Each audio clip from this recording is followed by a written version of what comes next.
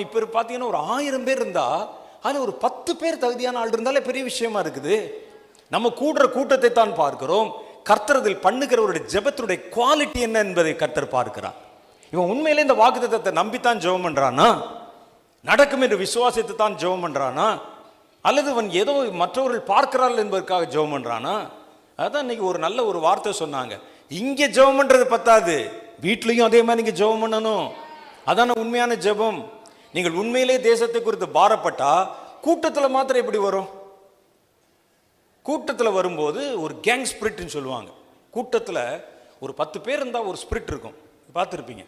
ஆய் அப்படின்னு கத்துவான். ஒரு 10 பேர் நண்பர்கள் போகும்போது ராத்திரி ஆய் அப்படின்னு கத்துறது.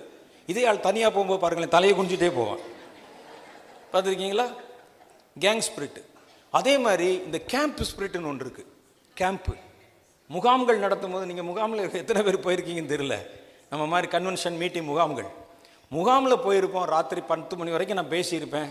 அப்போ தான் போய் அவங்க ஜெபமெண்ட் படுத்திருப்பாங்க. காலையில் 2 மணிக்கு ட்ரம் எடுத்து அடித்து பக்கத்தில் இருக்கவங்களாம் எழுப்புவாங்க, எந்திரிங்க எந்திரிங்க, ஏசு வருகிறார். எல்லாம் ஜெபம் பண்ணாமல் என்ன சிஸ்டர் தூங்குறீங்க, என்ன பிரதர் தூங்குறீங்கப்பாங்க.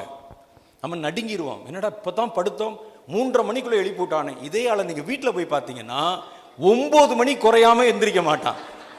பார்த்துருக்கீங்களா? இதுக்கு பேர் கேம்ப் ஸ்பிரிட்.